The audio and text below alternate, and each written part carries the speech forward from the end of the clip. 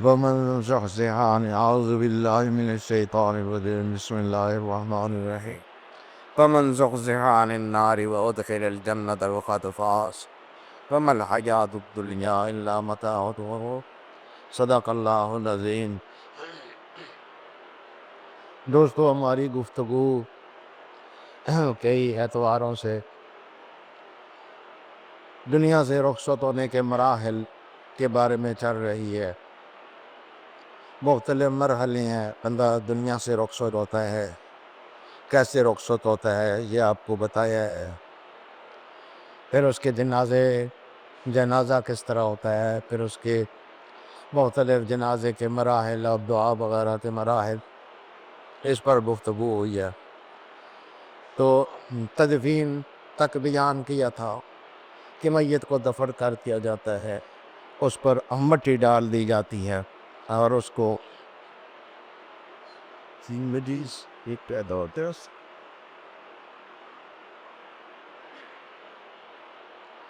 مٹی ڈال دی جاتی ہے اور وہ گویا کہ ایک نئے سفر پر روانہ ہو جاتا ہے۔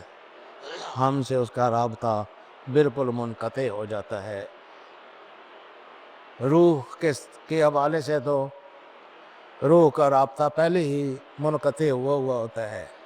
جسم ہمارے اندر موجود ہوتا ہے، جب اس کو قبر کے اندر رکھ کے اس پر صلہ برابر کر دی جاتا ہے تو ہم سے اس کا رابطہ جسمانی اور روحانی بظاہر دونوں طریقوں سے، اس عالم سے وہ دوسرے عالم میں چلا گیا، روح بھی چلی گئی، جسم بھی ہم سے پوشیدہ ہو گیا۔ اب وہ جس کا جسم پوشیدہ ہو رہا ہوتا ہے اس کے مختلف انداز ہیں اور مختلف شانیں ہیں۔ انبیاء کا بدن بھی پوشیدہ ہو رہا ہوتا ہے، شہداء کا بدن بھی پوشیدہ ہو رہا ہوتا ہے، اللہ والوں کا بدن بھی پوشیدہ ہو رہا ہوتا ہے۔ اور خاص وہ مرحلہ جب اس پر صلہ برابر کی جا رہی ہوتی ہیں تو اس موقع پر بھی جو اللہ کے ساتھ تعلق رکھنے والے لوگ ہیں ان کی عجیب شان ہوتی ہے۔ غالباً حضرت سال تستری رحمۃ اللہ علیہ بیان فرماتے ہیں کہ میرے پاس ایک نوجوان آیا اور اس نے کہا کہ جی میں مسافر ہوں، باہر سے آیا ہوں، یہاں میرا کوئی واقف کار نہیں، اور مسئلہ میرے ساتھ یہ ہے کہ میرے مرنے کا وقت آ گیا اور یہاں کوئی ایسا مجھے واقف کار نظر نہیں آتا ہے جو میرا جنازہ پڑھنے کا اہتمام کرے، جو میرے کفن دفن کا اہتمام کرے، اور میں جو ہوں وہ آج رات مر جاؤں، تو آپ یہ پیسے لے لے، ان پیسوں سے میرے لیے کفن وغیرہ خرید لیں اور میرے دفن کا انتظام کرا دے، میرے جنازے وغیرہ کا اہتمام بھی کرا دیں۔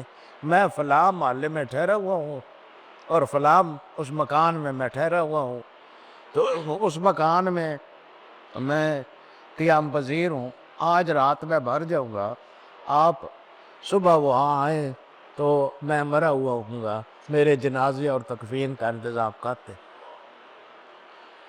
بزرگ فرماتے ہیں میں حیران ہوں کہ اب یہ نوجوان آدمی ہے، اب یہ کس قسم کی باتیں کر رہا ہے اور اس کو کیسے پتہ لگ گیا کہ مرنے والا ہے۔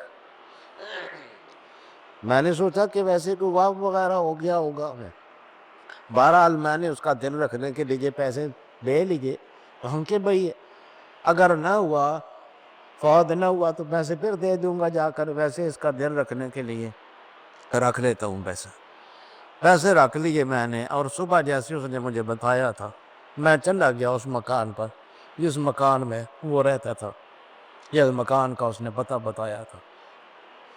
دروازہ بند تھا، میں نے دھکا دیا تو کھل گیا، اندر سے کنڈی وغیرہ نہیں لگی تھی۔ میں اندر کمرے میں چلا گیا، وہ واقعی فوت ہوا ہے، قبلے کی طرف رخ کر کے لیٹا ہوا تھا اور دنیا سے رخصت ہو گیا تھا۔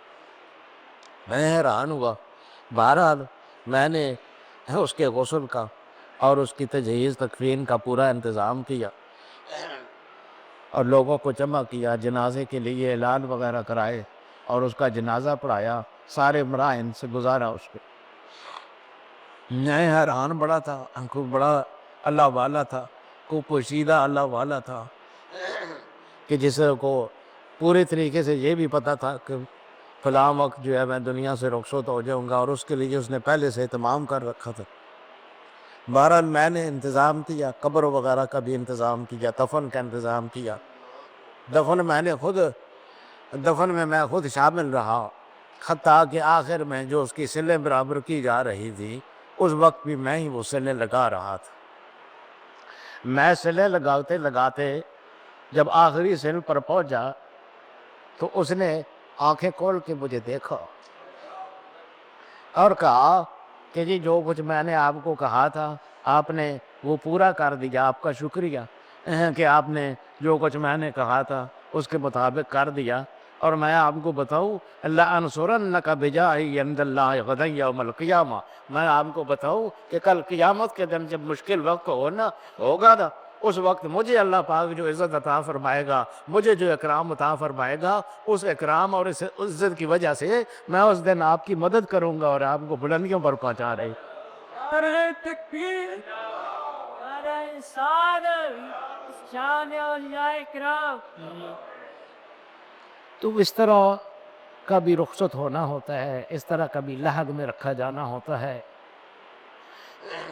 اس کے بعد جو زندگی شروع ہوتی ہے اس میں زندگی کے مختلف مراحل ہیں۔ ایک تو برے لوگوں کی زندگی ہے، وہ بھی آپ کو بتاؤں گا، اور اچھے لوگوں کی زندگی جو ہے اس میں سب سے اچھی زندگی تو انبیاء کرام، ظاہر ہے ان سے کون برابر ہو سکتا ہے؟ انبیاء وہ تو سب سے اعلیٰ درجہ۔ فنبی اللہ حی یرزق، حضور صلی اللہ علیہ وسلم نے فرمایا اللہ کا نبی زندہ ہوتا ہے، اسے رزق دیا جاتا ہے۔ انبیاء کی تو بڑی ذات ہے۔ حضرت موسیٰ علیہ السلام کی شان تو خود صحیح حدیث سے ثابت ہے۔ حضور صلی اللہ علیہ وسلم فرماتے ہیں کہ میں لیلۃ المعراج سرخ ٹیلے کے پاس سے گزرا، اس ٹیلے کے پاس موسیٰ علیہ السلام کی قبر تھی۔ فَإِذَا هُوَ قَائِمٌ يُصَلِّي فِي قَبْرِهِ، میں نے دیکھا کہ وہ اپنی قبر میں کھڑے نماز پڑھ رہے تھے۔ موسیٰ علیہ السلام قبر میں کھڑے نماز پڑھ رہے تھے۔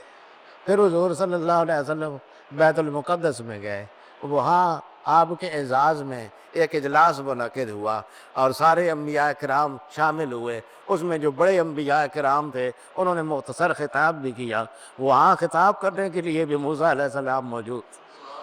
انہوں نے بیان فرمایا اللہ کی نعمتیں کہ الحمدللہ الذی کلمنی تکلیما، سب تعریفیں اس اللہ کی ہیں جس نے مجھے ہم کلام ہونے کا شرف نصیب فرمایا۔ اس طرح جو انعام ان پر تھے وہ بیان کیے۔ پھر حضور صلی اللہ علیہ وسلم اوپر تشریف لے گئے آسمانوں پر، موسیٰ علیہ السلام وہاں بھی موجود تھے، اور جب واپس تشریف لائے پھر بھی موسیٰ علیہ السلام راستے میں کھڑے تھے۔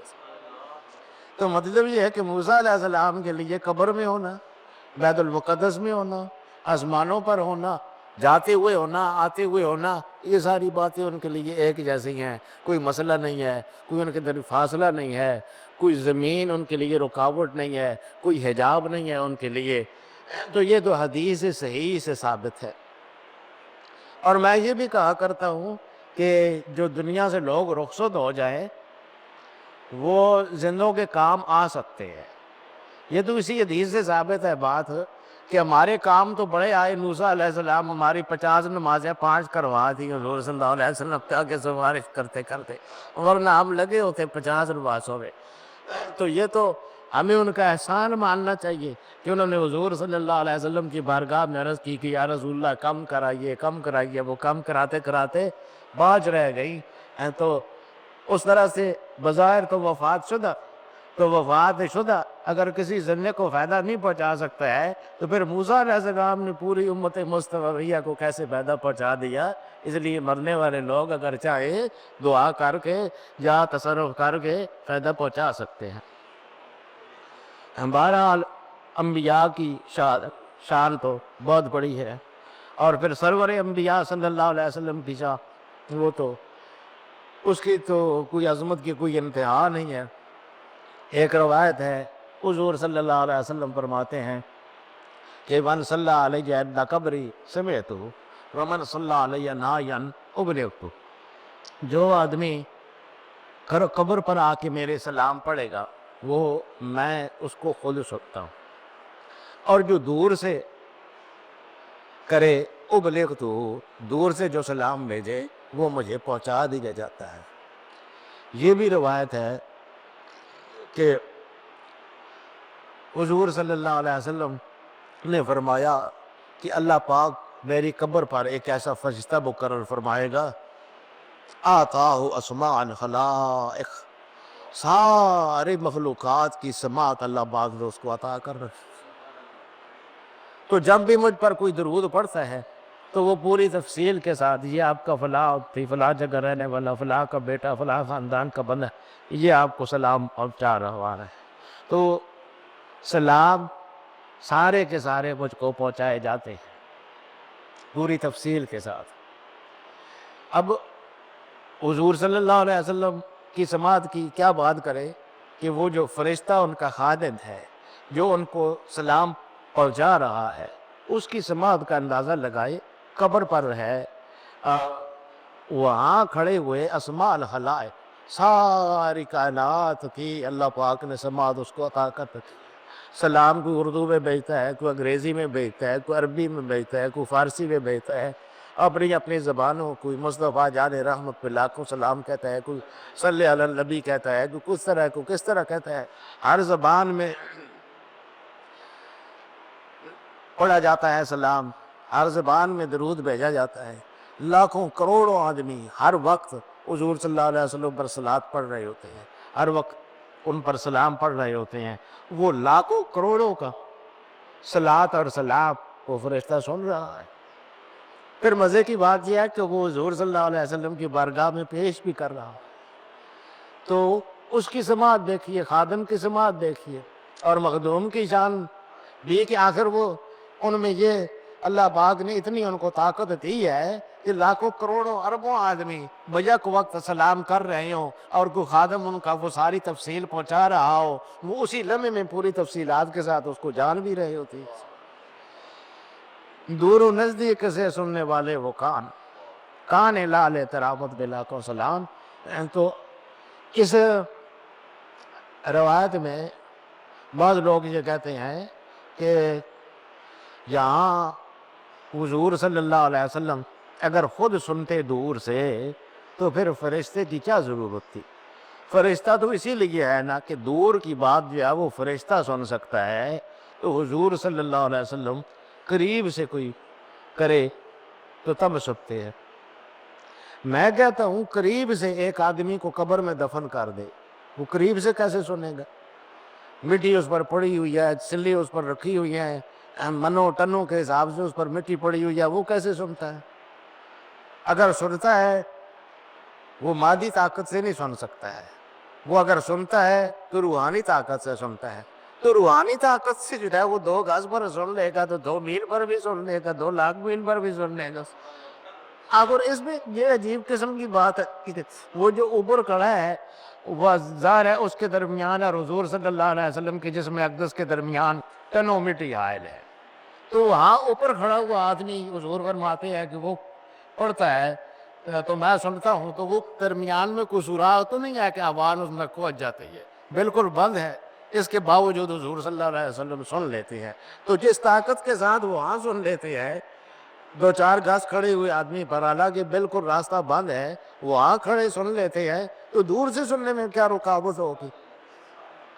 پھر یہ بات ہے کہ فرشتہ اگر سن سکتا ہے تو سوال یہ ہے کہ اتنے لوگوں کا بیک وقت سننا آواز، یہ شرک ہے یا شرک نہیں ہے؟ شرک یعنی یہ خاص اللہ کی شے ہے، یک وقت بے شمار آوازوں کا ایک وقت میں سننا، یہ اگر اللہ کا خاصہ ہے تو پھر تو وہ فرشتے کے لیے ثابت کرنا بھی شرک ہے، اور اگر یہ اللہ کا خاصہ نہیں ہے تو پھر حضور صلی اللہ علیہ وسلم کے لیے ثابت کرنے میں کیا رکاوٹ ہے؟ رہا یہ کہ فرشتہ کیوں کرتا ہے اور حضور صلی اللہ علیہ وسلم براہ راست کیوں نہیں سنتے ہیں، تو یہ تو اس فرشتے کا اعزاز ہے، کیا خدمت اللہ پاک جو اس کو نصیب فرمائی ہے، اور مخدوموں کے بارگاہ میں تو اسی طرح چیزیں پیش کی جاتی ہیں، اس طرح سے تو اللہ تعالیٰ کے سامنے ملائکہ جا کے ہمارے اعمال پیش کرتے ہیں، تو کیا اللہ ویسے نہیں دیکھ رہا ہوتا ہے؟ دیکھ رہا ہوتا ہے یقینی طور پر، لیکن شاہی نظام یہ ہے کہ کارکن، خادم، غلام، مخلوق خدا کی آگے کام کر رہی ہو، وہ کام کر رہے ہوتے ہیں، کارکنان قضاء و قدر اللہ کی بارگاہ میں ہمارے اعمال پہنچا رہے ہوتے ہیں، اسی طرح کارکنان قضاء و قدر میں سے ایک معزز فرشتہ وہاں کھڑا ہوا ہمارا سلام بھی پہنچا رہا ہوتا ہے۔ نعرہ تکبیر، نعرہ رسالت۔ تو بہرحال حضور صلی اللہ علیہ وسلم جہاں انبیاء کرام ان کی حیات تو بہت کامل قسم کی ہے، اس کے بعد شہداء کی حیات یہ ہے وہ بھی غیر معمولی قسم کی، شہادت نبوت کے بعد جو ہے وہ بہت بڑا مرتبہ ایک شہادت بھی ہے، تو شہادت عظیم مراتب میں سے ایک مرتبہ ہے، یہ ان کے ساتھ کوئی دوسرا آدمی برابر نہیں ہو سکتا ہے، جو آدمی اللہ کی راہ میں دنیا سے رخصت ہو گیا، اللہ کی راہ میں لڑتا ہوا، تو وہ اس کا ہر گناہ معاف ہو گیا۔ حضور صلی اللہ علیہ وسلم نے فرمایا الاسلام یہدم ما قبلہ، اسلام پہلے سارے گناہ معاف کر دیتا ہے، والشہادت تہدم ما قبلہا، اور شہادت اس سے پہلے بھی جتنے گناہ ہوتے ہیں شہادت کے ساتھ معاف کر۔ یہ بڑے معزز لوگ ہیں اور ان کے ساتھ دوسرا نہیں برابر ہو سکتا ہے۔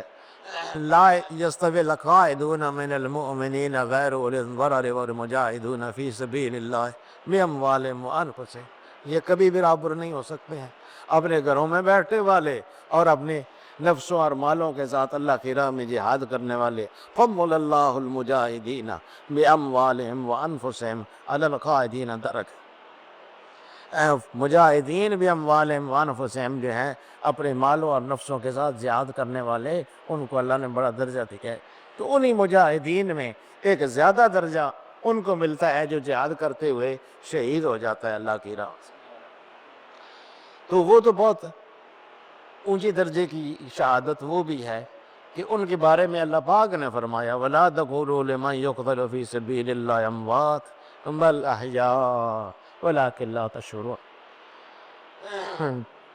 وہ لوگ جو کہ مقتول فی سبیل اللہ ہوں، اللہ کی راہ میں اللہ کا کلمہ بلند کرنے کے لیے لڑتے ہوئے مارے جائیں، ان کو مت کہو کہ وہ فوت ہو گئے ہیں، مر گئے ہیں، بل احیاء، وہ تو زندہ ہیں، ولیکن لا تشعرون، لیکن تم شعور نہیں رکھتے ہو۔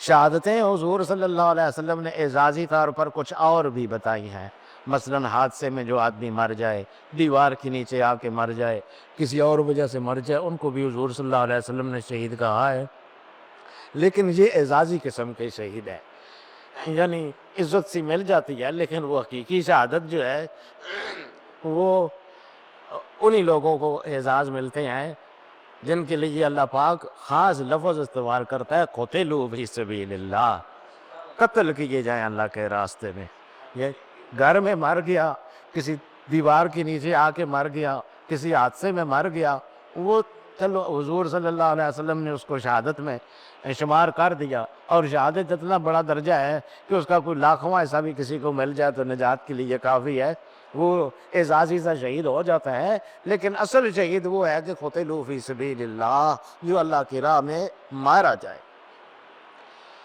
تو اس کی پھر کیا شان ہے، اس کی کیا عظمت ہے۔ ان میں ایک عظمت یہ بھی ہے کہ اللہ پاک نے فرمایا کہ وہ جب قیامت کے دن جب جنت میں لوگ جائیں گے، شہداء بھی جائیں گے، یہ خاص اعزاز ہے، کتنا بڑا اعزاز ہے، اور اللہ پاک جو صمد ہے، بے نیاز ہے، اور مالک الملک ہے. وہ جب جنت میں سارے لوگ چلے جائیں گے اور شہداء جو ہے وہ بڑے ہی اونچے مرتبوں میں چلے جائیں گے، بڑے اونچے مقامات میں چلے جائیں گے، تو اللہ پاک ان سے کہے گا، سارے اعزاز اکرام دے کے انہوں کو کہے گا ما تشتہون، بتاؤ تم کیا چاہتے. تو وہ عرض کریں گے ما نشتہی یا ربنا، باری تعالیٰ ہم کیا تقاضا کر سکتے ہیں، کیا خواہش کر سکتے ہیں، ہماری خواہش ہمارے مانگے بغیر اتنا کچھ دے دیا گیا ہے، ہم کوئی ایسی شے نہیں ہے جو ہم طلب کر سکیں. اللہ پاک فرمائے گا کہ نہیں، کچھ تو بتاؤ، میں یہ چاہتا ہوں کہ تمہاری خواہش معلوم کرنا چاہتا ہوں. تو کیا آب زر سے لکھنے والی بات آگے سے شہداء کہتے ہیں کیا تعلق ہے اللہ پاک کے ساتھ؟ عرض کرتے ہیں کہ باری تعالیٰ اگر ہماری خواہش معلوم کرنی ہے تو پھر ہماری خواہش یہ ہے کہ ہم ایک بار پھر دنیا میں بھیج دیا جائے، اور باری تعالیٰ وہاں پھر حق و باطل کا اسی طرح مار کا برپا ہو جس طرح پہلے برپا ہوا تھا، اور ہم پھر اس مارکے میں شامل ہوں، اور جس طرح پہلے تیرے نام پر سر کٹا کے آ گئے تھے ایک دفعہ پھر سر کٹا کے. یہ واحد لوگ ہیں جن سے یہ پوچھا جاتا ہے کہ ما تشتہون، تم کیا چاہتے ہو. ان میں حضرت حمزہ سید الشہداء ہے، حضرت عمرو بن جموح بڑے شہداء بھی، یہ سارے احد کے شہداء میں سے ہیں، شہداء احد میں سے ہیں. تو حضور صلی اللہ علیہ وسلم کی دنیا سے رخصت ہونے سے کافی عرصہ بعد حضرت معاویہ کے زمانے میں حضرت معاویہ نے ایک نہر جاری کرنی چاہی. وہ نہر احد کے پاس سے گزرتی تھی، پہاڑی علاقہ تھا، متبادل راستہ کوئی نہیں تھا، جہاں شہداء احد دفن کیے گئے تھے وہی روٹ بنتا تھا اس نہر کا.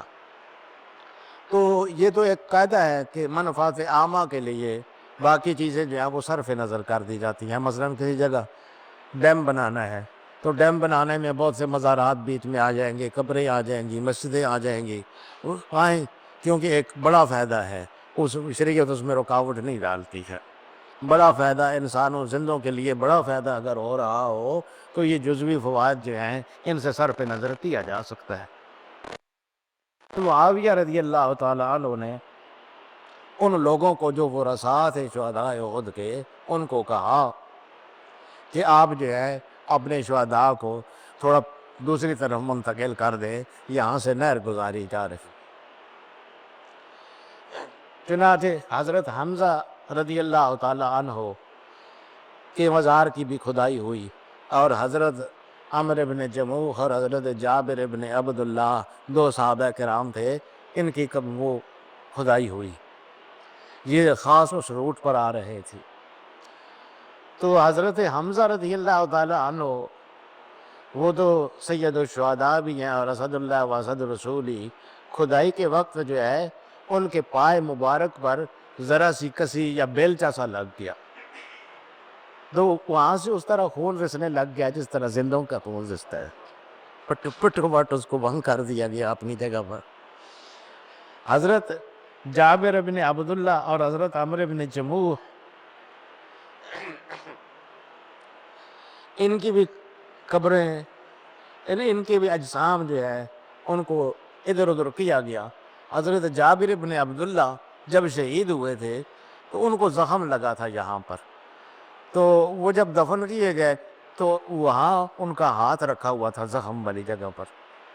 ان کی جب میت کو ہٹایا گیا تو وہ ہاتھ رکھا ہوا تھا وہاں پر، تو ایک آدمی نے کہا کہ بھئی ہاتھ ہٹا کے اس کو ساتھ برابر کر دیا جائے. اس نے ان کا ہاتھ ہٹایا اپنی جگہ سے، نیچے سے خون جو ہے وہ وارے کی طرح ابل پڑ. تو یہ اموات اس طرح کے نہیں ہیں جس طرح عام مردے ہوتے ہیں، یہ بھی بظاہر تو اموات ہی ہیں، دنیا سے رخصت ہو گئے ہیں، لیکن ان کی برزخی یا بہت کمال درجے کی، بہت مکمل درجے کی ہے. حضرت ثابت بن قیس رضی اللہ تعالیٰ عنہ ایک صحابی، یہ اونچی آواز والے صاحب، آواز ان کی بہت بلند تھی، اور یہ حضور صلی اللہ علیہ وسلم کے خطیب تھے۔ خطیب عرب میں اس طرح سے تھا کہ باہر سے جو قبائل آتے تھے وہ ساتھ اپنے خطیب لاتے تھے اور ساتھ اپنے شاعر لاتے تھے۔ وہ عربوں میں چونکہ زبان دانی کا بڑا مسئلہ تھا، تو خطابت اور شاعری کے حوالے سے وہاں ایک قسم کا مقابلہ منعقد ہوتا تھا۔ تو وہ جس سردار کے شاعر اور جس سردار کا خطیب اعلیٰ درجے کا ثابت ہو جائے، دوسرے جو ہے اس کے آگے سر جھکا دیتے تھے اور اس کی برتری تسلیم کر لیتے تھے۔ حضور صلی اللہ علیہ وسلم کے درباری خطیب حضرت ثابت تھے، اور حضور صلی اللہ علیہ وسلم کے درباری شاعر حضرت حسان تھے۔ ایک دفعہ ایک قبیلہ آیا، اس قبیلے نے کہا کہ تو اب وہ اپنا شاعر ساتھ لائے تھے، اس کے بعد اپنا خطیب بھی ساتھ لائے تھے۔ وہ وہاں حاضر ہوئے تو انہوں نے دستور کے مطابق ان کے شاعر نے بہت زوردار شعر کہے، پھر ان کے خطیب نے اٹھ کے بہت اعلیٰ درجے کی مسجع مکفّع زبردست خطابت کے جوہر دکھائی۔ اس کے بعد حضور صلی اللہ علیہ وسلم نے حضرت حسان کو کہا کہ حسان تو شعر کے حوالے سے ان کے مقابلے میں جو کہتا ہے کہ حضرت حسان نے شعر کہے، اور پھر حضرت ثابت کو اشارہ کیا کہ ثابت تو ذرا اپنی خطابت دکھا۔ ویسے کتنے خوش نصیب لوگ ہوتے ہوں گے کہ حضور صلی اللہ علیہ وسلم سامنے بیٹھے ہوتے ہوں گے اور ان کے ارشاد پر یہ سارے کام کر رہے ہوتے ہوں گے، کیا ان کی فرحت ہوتی ہوگی اور کیا ان کو اعزاز ملتے ہوں گے۔ تو پھر حضرت حسان کے بعد حضرت ثابت نے اپنے خطاب کیا، خطابت کا کمال دکھایا۔ لوگ وہ بڑے منصف تھے، ان کے ساتھ ہی ایک بڑا فصیح بلیغ بابا آیا ہوا تھا۔ اس نے کہا شاعر القوم اشہر من شاعرنا وخطیبہم اخطب من خطیبنا ومن تصفنا وما قاربنا۔ ان لوگوں کا جو شاعر ہے وہ ہمارے شاعر سے بڑا شاعر ہے، اور ان کا خطیب بھی ہمارے خطیب سے بڑا خطیب ہے۔ ومن تصفنا، ہم تو ان کے آدھے کو بھی نہ پہنچے، ولا قاربنا، بلکہ آدھے کے قریب بھی نہ پہنچے، ہم تو بہت پیچھے رہ گئے قابل میں۔ یہ ثابت بہت بڑے خطیب تھے۔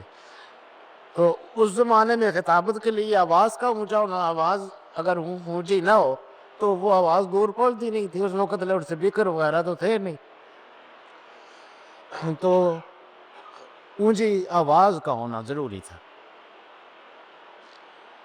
اس حوالے سے حضرت ثابت کو اللہ پاک نے بہت اونچی آواز عطا کی، بلند آواز۔ ان کے ساتھ مسئلہ بنا جب آیت نازل ہوئی یا ایھا الذین آمنوا لا ترفعوا اصواتکم فوق صوت النبی، اے ایمان والو نبی کی آواز سے آواز بلند نہ ہو۔ انہوں نے اپنے آپ کو گھر میں بند کر کچھ دن نہ آئے مسجد کو، حضور صلی اللہ علیہ وسلم نے فرمایا ثابت نہیں نظر آتا ہے، ثابت کدھر چلا گیا؟ کہا گیا یا رسول اللہ وہ اپنے گھر میں ہے اور وہ باہر نہیں نکلتے ہیں اور روتے رہتے ہیں، اور وہ یہ کہتے ہیں کہ بڑی تنبیہ نازل ہوئی ہے حضور صلی اللہ علیہ وسلم کے سامنے آواز بلند کرنے کے سلسلے میں، تو میرا مسئلہ تو یہ ہے کہ میری آواز ہے ہی اونچی ہے، اس کو میں کس طرح نیچی کروں؟ میں تو نیچی آواز ہے ہی نہیں ہے میری۔ تو اگر حضور صلی اللہ علیہ وسلم کے سامنے گفتگو کی اور میں اپنی عادت کے مطابق آواز اونچی ہو گئی، انطابت اعمالکم، اعمال سارے ضائع ہو گئے، تو کیا بہتر؟ اس لیے وہ گھر میں بیٹھے روتے رہتے ہیں۔ تو حضور صلی اللہ علیہ وسلم نے بلایا ان کو، اور بعض روایات میں ہے کہ حضور صلی اللہ علیہ وسلم خود ہی چلے گئے ان کے گھر، تو ان کو نکالا اس کمرے سے اور ان کو تسلی دی کہ کہا نہیں بھائی تم نہیں اس میں شامل ہو، وہ تو جو بے ادبی کے حوالے سے آواز اونچی کرے اس میں ہے، تم جو ہے تم کیا اس پر راضی نہیں ہو کہ ما ترضی ان تعیش حمیدہ وتموت شہیدہ؟ کیا تو اس پر راضی نہیں ہے کہ جب تک تو زندہ رہے تیری بہت اعلیٰ زندگی ہو، بڑی پاکیزہ زندگی ہو، وتموت شہیدہ، اور جب مرے تو شہادت والی موت نصیب ہو جائے؟ وہ خوش ہو گئے، اس سے بڑی بات کیا ہو سکتی تھی؟ بہرحال زندگی تو ان کی اعلیٰ گزری۔ حضرت ابو بکر صدیق رضی اللہ تعالیٰ عنہ کے دور میں ایک غزوہ، ایک لڑائی میں شہید ہو گئے. شہید ہو گئے تو اسی رات کو ایک شخص کو خواب میں آئے. اسے کہا کہ دیکھ، یہ خواب نہیں ہے، یہ نہ سمجھنا کہ خواب دیکھا ہے میں نے، یہ واقعی بات میں تجھے بتا رہا ہوں. میں جب شہید ہوا اس وقت میرے بدن پر بہت قیمتی زرہ تھی. وہ اس لشکری میں ایک چور بھی موجود، اس نے وہ زرہ میرے بدن سے اتار لی تھی.